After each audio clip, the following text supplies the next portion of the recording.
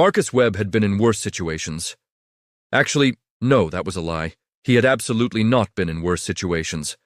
But he was doing his best to pretend he had because the alternative was screaming, and he'd decided around 3 in the morning that screaming would be unprofessional.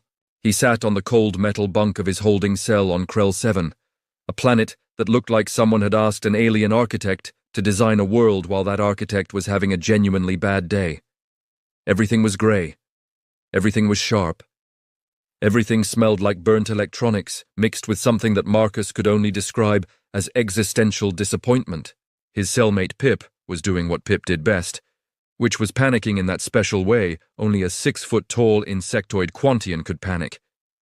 Pip had 4 arms, all of which were currently flailing.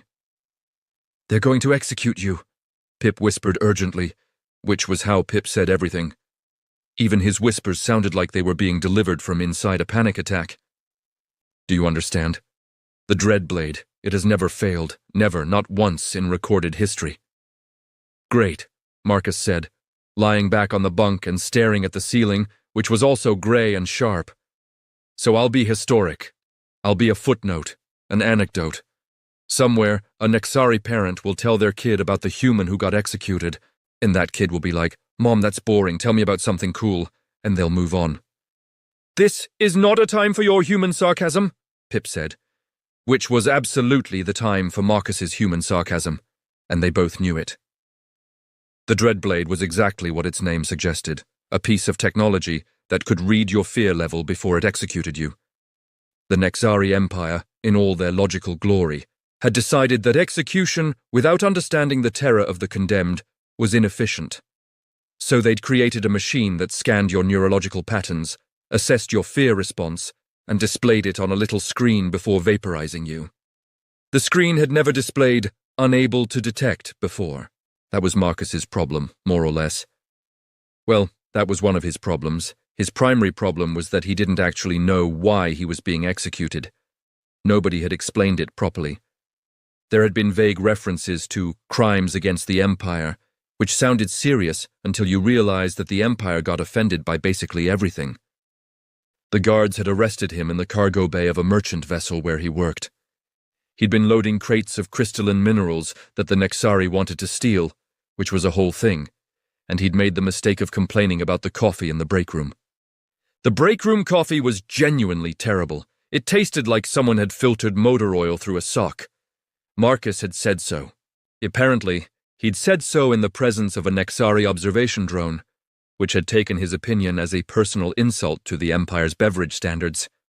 That's what got him arrested. Not anything actually criminal.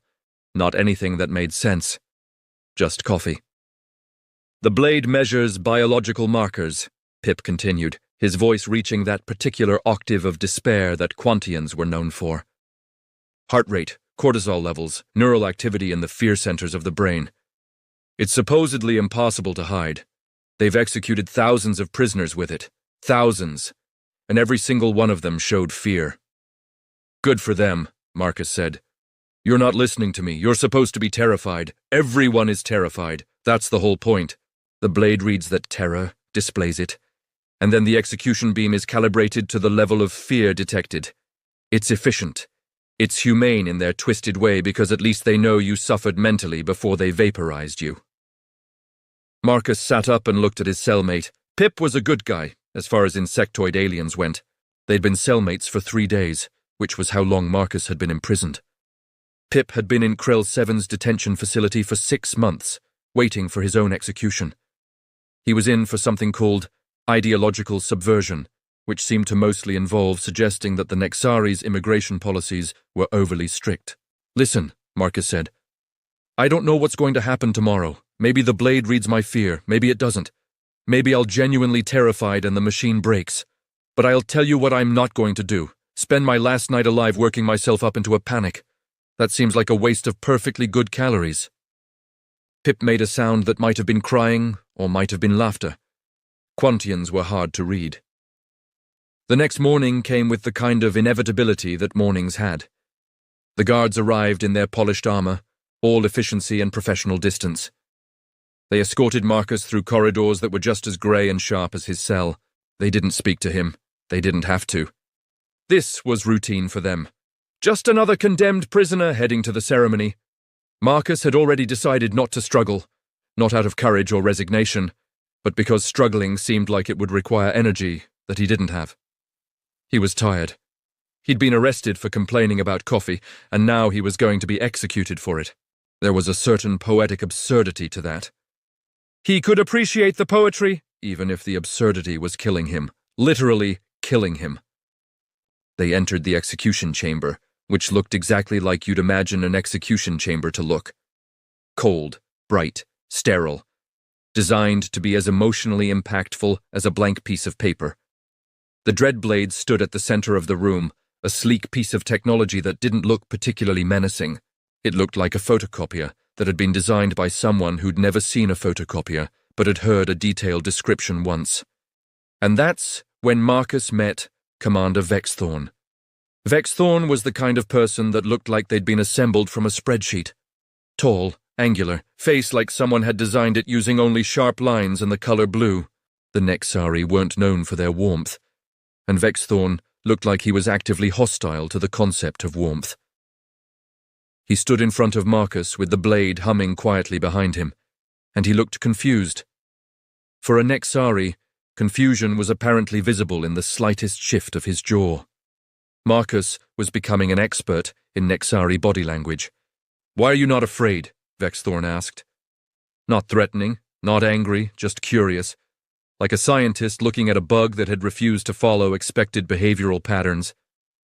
"I'm standing here in an execution chamber about to get vaporized," Marcus said. "Trust me, I'm afraid. I'm terrified. I'm internally screaming, but I've also learned that screaming doesn't help, so I'm keeping it internal." Vexthorn blinked. His second eyelid, actually. Nexari had two. It was unsettling. "The blade cannot read your fear response," Vexthorn said. "This has never occurred before. We need to understand why." I guess my fear response is weird," Marcus said. "My therapist, she was human on Station 7 before all this. She used to say I had an unhealthy relationship with mortality. I prefer to think of it as evolved." "You were arrested for insulting Imperial beverages," Vexthorn said flatly. "Yeah, that's the thing," Marcus said. "That seems like an overreaction.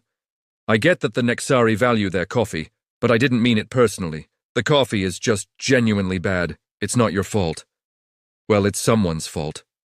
Whoever's making the coffee is responsible. But I'm not making the coffee." "You will be executed," Vexthorn said. Not a threat, a statement of fact.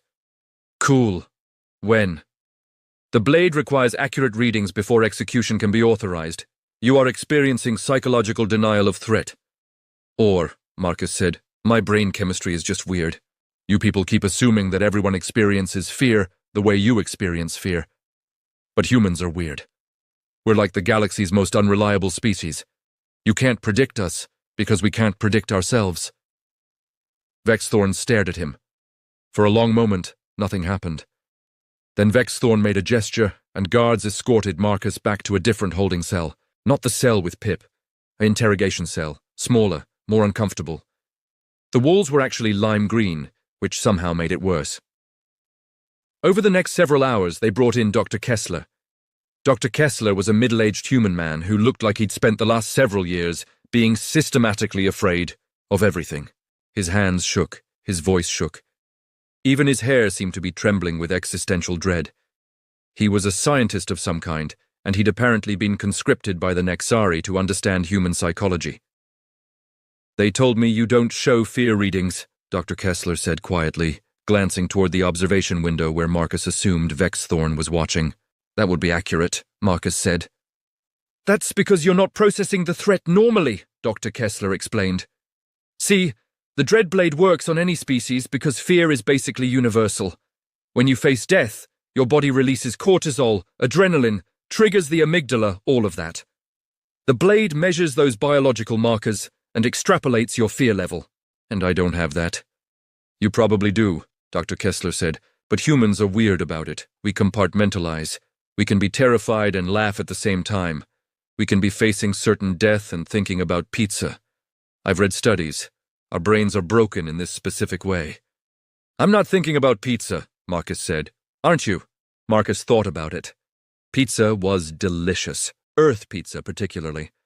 The kind with actual cheese from actual cows and tomatoes that didn't taste like they'd been grown in a chemical plant. He was absolutely thinking about pizza now that Dr. Kessler had mentioned it. You can't help it, Dr. Kessler continued. We're humans. We evolved as predators on a planet that wanted to kill us daily. Every single day something was trying to eat us, or poison us, or crush us. So we developed this weird psychological trick where we can acknowledge danger, but not be overwhelmed by the acknowledgement of it. We joke. We think about mundane things. We compartmentalize the fear so that we can function. So I'm broken? Marcus asked.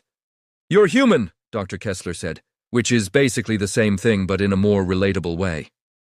The interrogation became a series of sessions. Vexthorn kept bringing in different stimuli, threats, scenarios. They showed Marcus horrible things. They described what execution would feel like. They explained in meticulous detail the various ways humans could suffer before death. None of it worked. The blade still registered nothing. Unable to detect. Unable to detect. Unable to detect. By the third day, Vexthorn looked genuinely frustrated. This is impossible, he said to Dr. Kessler in Marcus's presence, as if Marcus couldn't hear him, despite the fact that Marcus was sitting right there. It's not impossible, Dr. Kessler said. It's just human.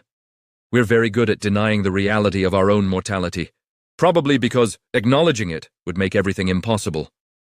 This represents a security concern, Vexthorn said. If humans are immune to psychological evaluation, they cannot be properly assessed for threat level. They cannot be efficiently contained. Or, Marcus said, you could just talk to us. We're pretty good at communication once you get past the universal fear thing.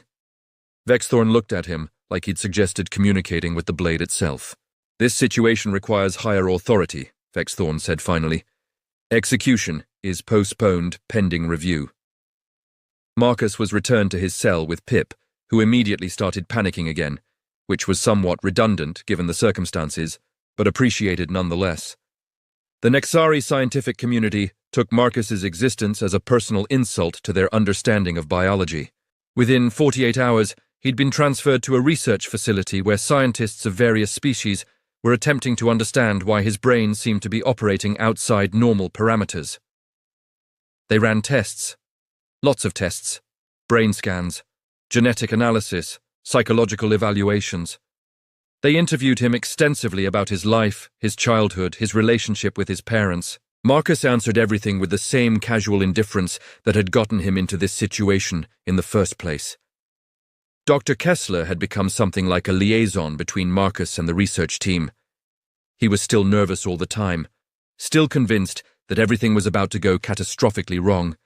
But he'd started to look at Marcus with something approaching admiration. Your brain is genuinely weird, Dr. Kessler said during one of their research sessions. I mean, we all know humans are weird, but you're like the platonic ideal of human weirdness. It's beautiful in a chaotic sort of way. Thanks, I think, Marcus said.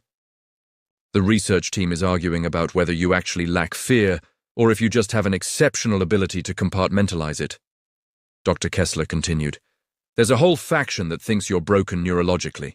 Another faction thinks you're evolved. And a third faction thinks you might be some kind of enlightened being who's transcended normal emotional response. That last group is going to be disappointed, Marcus said. The Nexari made an official announcement to their scientific council, and that's when things got weird. And not in the fun, interesting way, in the political way. A delegation of Nexari officials arrived at the research facility, all of them looking stern and important, in that way that government officials did across every species. They had a meeting with Vexthorn and Dr. Kessler and several of the research scientists. Marcus watched from a separate observation room. What emerged from the meeting was chaos. If it became public that humans were immune to the Dreadblade, it would be catastrophic for Nexari authority. The blade was designed to be a universal tool of fear and control. It worked on every species. It was part of what made the Nexari Empire so efficient at maintaining order. But if one species could nullify it, that meant the foundation of Nexari psychological control was weaker than they'd assumed. We can't execute him, one official said. Marcus was picking up some of their language now, after weeks of exposure. "It will prove the blade is ineffective, but if we don't execute him, it suggests we're afraid of him," another official countered. "We are not afraid," Vex Thorn said flatly. "We are strategically concerned." The political implications spiraled out from there. If humans were resistant to fear-based control, what did that mean for human prisoners? What did that mean for humans as a species? Were they a threat, or just an anomaly? Marcus learned about this development from Dr. Kessler, who came to his cell one evening, looking even more panicked than usual. "They're debating what to do with you," Dr. Kessler said. "Some of them want to execute you anyway, just to prove that the blade works. Others want to study you forever to understand how you work. A third group wants to use you as leverage to develop countermeasures." "They could just ask," Marcus said. "I'm pretty straightforward about things." "They don't think like that," Dr. Kessler said. "To them, you're a problem to be solved, not a person to be understood." But Marcus was starting to understand them, in his weird human way. The Nexari operated on logic and efficiency. They didn't do nuance. They didn't do flexibility. They didn't do the 1,000 small social accommodations that humans did automatically. For them, existence was a series of problems that required solutions. Marcus was a problem. And they were trying to figure out the most efficient way to solve him. "You're not actually afraid," Dr. Kessler said suddenly, like he'd just realized something. "I mean, you are. You probably are internally. But you don't let it control you. You don't let it define how you act." "Is that weird?" Marcus asked. "It's the most human thing I've ever seen," Dr. Kessler said. "And I'm human. We're all supposed to be like this, theoretically. We're supposed to be able to face things that scare us and function anyway, but most of us can't. We get paralyzed. We panic. We shut down." "And I just don't," Marcus said. "You're not special," Dr. Kessler said. "You're just broken in the right way." That night, word leaked out somehow. By the next morning, every prisoner in the Nexari detention facility knew that there was a human who couldn't be scared by the Dreadblade. The story got embellished. Marcus became a warrior, a sage, an enlightened being who'd achieved consciousness beyond fear. The actual truth, that he was just tired and apathetic, got lost in translation. The Nexari noticed the change in prisoner behavior immediately. Discipline issues increased, resistance increased. Prisoners started acting like they had nothing to lose because they'd heard about the human who'd proven that fear could be overcome. And Vexthorn blamed Marcus for all of it. Marcus discovered the truth about his arrest by accident. He was being moved to a new research facility when the escort guards got distracted by a communication alert. They left him alone for approximately 45 seconds in a corridor with an open data terminal. 45 seconds was enough for Marcus to see the classified file sitting right there on the screen. Case files, recent prisoners, potentially mistaken identities. He clicked through. His file was there. And so was a note filed by some mid-level bureaucrat who'd apparently gotten bored with their job. Marcus Webb, arrested on suspicion of ideological subversion based on complaint logging system malfunction. Likely confused with Marcus Webb, occupational designation cargo handler, who had filed grievance against Imperial Beverage Standards Committee. Subject, actually detained for nothing. Recommendation, review arrest parameters. So he'd been arrested by mistake. The guards came back before he could read more, but that was enough. He was completely, utterly innocent. He'd been arrested because someone had confused him with himself. Or rather, they'd confused his coffee complaint with a security threat. Which was absurd. Which was perfect. Which summed up his entire existence. When Dr. Kessler visited him later that day, Marcus told him about the discovery. Dr. Kessler went very pale, which was remarkable because he was already pretty pale to begin with. "Oh," Dr. Kessler said. "Oh no, do you understand what this means?" "I shouldn't be executed," Marcus offered. "No, that's not the problem. The problem is that you are the wrong Marcus Webb entirely. The actual person they were looking for, the one who's actually been causing problems for the Nexari, he's someone else. And he's still out there. Causing problems." Marcus processed this. "So I've been playing the role of dangerous revolutionary when I'm actually just a bored cargo handler?" "Exactly," Dr. Kessler said. And now the Nexari have invested so much political capital in understanding you that they can't admit they made a mistake without their entire system looking ridiculous. This was apparently a significant concern. Because that evening, Vex Thorn made an announcement. Marcus was being released from execution. Not exonerated, not freed, released from execution. This was, in Nexari terms, a triumph of logical mercy. You have demonstrated that your species possesses a neurological capability that places you outside standard fear response parameters, Vex Thorn said formally, addressing Marcus in front of a gathered assembly of officials. This capability is not a threat to the Nexari Empire. Instead, it represents an opportunity for understanding and advancement. What he was really saying was, we can't execute you without admitting our entire system doesn't work, so we're going to pretend this was all intentional. Therefore, Vex Thorn continued, you will be retained for further research and study. You will be treated as a subject of scientific interest rather than a criminal element. This represents the height of Nexari sophistication and understanding. Marcus wanted to laugh. Actually, Marcus did laugh. Not a giggle. A full, genuine laugh that echoed through the assembly hall. I was arrested because the bureaucracy got confused, Marcus said. I'm being released because admitting the confusion would be embarrassing. This is the most human thing I've ever seen aliens do. There was silence. The Nexari didn't understand humor. They understood efficiency and logic and order. Humor was inefficient. But they were also remarkably committed to maintaining an appearance of control, so nobody contradicted him. Dr. Kessler looked like he was about to have a heart attack from the second-hand anxiety. But the chaos didn't stop there. A junior guard, nervous and young and apparently not trained in proper security protocols, accidentally leaked the real reason Marcus was being retained. It wasn't because he was fascinating. It was because Vex Thorn had made a mistake and needed to cover it up. The information spread through the prisoner population like wildfire. Marcus Webb became a symbol of something he'd never intended to represent. He wasn't just immune to fear. He was proof that the Nexari could fail, that their perfect system could break, that their authority was conditional, not absolute. Within hours, prisoner unrest increased exponentially. The prisoners started refusing to comply with orders. Not aggressively, just passively. They moved slowly. They worked slowly. They did everything they were told, but at a pace that suggested they'd suddenly become less interested in the efficiency of the Nexari operation. It was beautiful chaos. Marcus would have appreciated it more if he hadn't been at the center of it. Vex Thorn came to him in a fury that was mostly just excessive formality with an edge of desperate anger.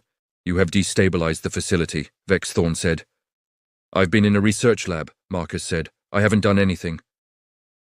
Your existence is destabilizing the facility, Vex Thorn said. Other prisoners believe you represent proof of Nexari vulnerability. Maybe you are vulnerable, Marcus said. Every system is vulnerable if you believe hard enough that it isn't. Vex Thorn looked at him for a long moment. If he could have killed Marcus with pure logic, Marcus would have been dead several times over. We propose a compromise, Vex Thorn said finally. I'm listening, Marcus said. You will voluntarily submit to a final test. In front of representatives from multiple species, we will gather evidence that you are not immune to fear, but rather operating under extreme psychological denial. This will be published. Your legend will be diminished. Control will be restored. And if I don't, Marcus said, then you remain indefinitely detained, and we execute random prisoners until morale improves, Vex Thorn said. It was stated with no emotion whatsoever, which somehow made it worse. That's a terrible plan, Marcus said. Nevertheless, Vex Thorn said. Marcus looked at Dr. Kessler, who'd been permitted to remain in the room for the conversation. Dr. Kessler nodded slightly. The message was clear. Go along with it. It was the only option that didn't involve more death. Okay, Marcus said. What do we do? So they prepared for the final test. Vex Thorn invited representatives from multiple species to observe. Zentorians, Craxi, the insectoid collective. Everyone wanted to see whether Marcus Webb was genuine or just a myth. The observation gallery was packed. They put Marcus in the execution chamber with the dread blade. They ran the machine through every intimidation protocol they had. They described horrible scenarios. They showed him simulations of what execution would feel like. They explained that the Nexari could make the pain last arbitrarily long, that they could resurrect him just to execute him again, that his name would be erased from all records, forgotten by everyone who'd ever known him. The blade measured nothing. Unable to detect, unable to detect, unable to detect. But something interesting happened during the observation. A Zentorian delegate, a being made of crystalline matter that reflected light like prismatic diamonds, made an observation. Zentorians were philosophers by nature. They spent a lot of time thinking about consciousness and reality and the nature of existence. Perhaps, the Zentorian said, humanity has not overcome fear. Perhaps they have simply transcended the need to display it. Perhaps this human represents not immunity, but evolution. It was an interesting enough interpretation that the gathered officials actually started debating it, not Marcus's fate, not the execution, just the philosophical implications of what they were observing. And while they debated, Marcus's threat level didn't matter anymore. He became interesting in a theoretical way rather than a practical way. When it was over, Vexthorn made an announcement that was technically a victory because he was good at that. Marcus Webb represents a previously ununderstood stage of psychological development, Vexthorn said.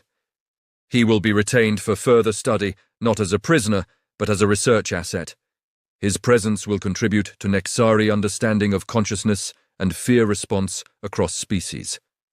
Which was a fancy way of saying Marcus could stay and they wouldn't execute him, and hopefully this would make the prisoners calm down. It worked. Not immediately, but over the next few weeks things stabilized. Pip got released. The Nexari apparently decided that having a panicked insectoid telling everyone about the human who was unafraid was more trouble than it was worth. Dr. Kessler officially became Marcus's research partner rather than his jailer, and they actually became genuine friends. Other prisoners got released gradually as the Nexari worked through the backlog of cases that they'd apparently just been holding indefinitely. The facility started to look less like a prison and more like a research center, and Marcus got comfortable. 6 months later, Marcus had a routine. He would wake up in quarters that were still technically a detention cell, but had been upgraded with things like windows and a comfortable bed. He would have breakfast with Dr. Kessler, who'd become his best friend despite the complete species difference. They would talk about human psychology and Nexari efficiency, and whether the universe really did have inherent meaning, or if they were all just making it up as they went. Then Marcus would do his research. There wasn't really any research to do, which was part of the joke. Vexthorn had assigned him to study human consciousness, but Marcus was just one human. What could he actually tell them about human consciousness that wasn't just his own weird brain being weird?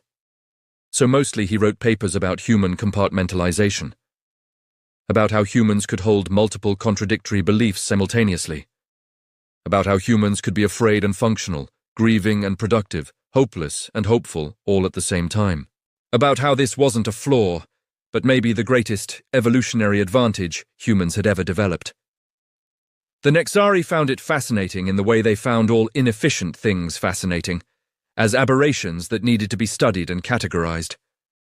Pip visited sometimes. He'd been released and had become involved in some kind of prisoner advocacy movement. He was using Marcus as an example of systemic injustice, which Marcus found hilarious because Marcus wasn't actually being treated unjustly anymore. He was being fed. He was being treated well. He just couldn't leave. Which was still imprisonment, technically, just comfortable imprisonment. Vexthorn still checked in occasionally. Marcus got the sense that the commander was genuinely interested in him, in the way a scientist is interested in an interesting problem. Vexthorn had been demoted slightly for the whole incident, but had managed to maintain his position by framing the entire thing as a strategic victory. The Nexari appreciated that kind of narrative management. Earth's government eventually found out about Marcus. A diplomat who'd been visiting the Nexari station sent a message back to human authorities, and instead of demanding his release immediately, which would have been the straightforward thing, Earth's government decided the situation was hilarious. They started using Marcus as a subtle leverage point in negotiations with the Nexari. Nothing overt. Just mentions of their valued human researcher studying in voluntary cooperation with the Empire. It made the Nexari look progressive and enlightened. It gave Earth some goodwill, everyone won except Marcus, who just wanted to know if he'd ever be allowed to leave. After 8 months of negotiation, Earth's government managed to arrange his release as part of a broader cultural exchange agreement. The Nexari got several human cultural advisors. Earth got Marcus back, plus a bunch of academic papers on human psychology that were apparently worth millions in research value. Marcus returned to Earth on a diplomatic transport. He said goodbye to Dr. Kessler at the spaceport, and it was genuinely sad because he'd gotten used to having someone to talk to. Back on Earth, Marcus became briefly famous. There were interviews, a book deal. Someone wanted to make a movie about him. He got asked to give talks about his experience. At every talk, someone would ask if he'd been afraid during the execution process. "Yeah," he'd say, "I was terrified, I just didn't let it run my life." Most people didn't understand what that meant. They thought it meant he had some special psychological training, that he was enlightened or evolved or special in some way. The truth was simpler and sadder. Marcus had just never seen much point in worrying about things he couldn't control. The Nexari were going to execute him, or they weren't. Being afraid about it wouldn't change anything, so he'd chosen not to spend emotional energy on it, which turned out to be the most revolutionary thing he could have possibly done. 3 years after his return to Earth, Marcus was sitting in a coffee shop in downtown Seattle, the kind of place that made genuinely excellent coffee, which was a relief after the Nexari Empire's beverage standards. He was reading the news on a tablet when he noticed something. The Nexari were implementing new prisoner rehabilitation programs. They'd been inspired by human psychology research. The idea was that showing prisoners that they had some control over their own mental response to threat would improve outcomes, would reduce recidivism, would make the whole system more efficient, which was hilarious because the Nexari had basically learned from Marcus' entire existence how to become more human while still being the Nexari. A barista approached his table. "More coffee?" she asked. "Actually, this coffee is terrible," Marcus said. He'd picked up the habit of complaining about bad coffee. It seemed important to maintain standards. The barista looked confused. "That's our premium blend. People love it." "Okay, never mind," Marcus said. "It's fine, I'm fine." He took another sip. The coffee was actually pretty good. He was just being difficult out of habit. Somewhere, an Nexari bureaucrat was probably filing a report about human irrationality. Somewhere, a prisoner was learning that fear could be managed. Somewhere, Dr. Kessler was showing new research scientists the papers that Marcus had written, explaining about human consciousness and compartmentalization and the weird evolutionary advantage of being able to joke while terrified. And Marcus Webb, who'd been arrested for complaining about coffee and nearly executed for not being afraid of execution, was sitting in a Seattle coffee shop doing the same thing that had started all of this. Being human, being weird, being completely, utterly unbothered by the chaos. Humanity might not have been the strongest species in the galaxy,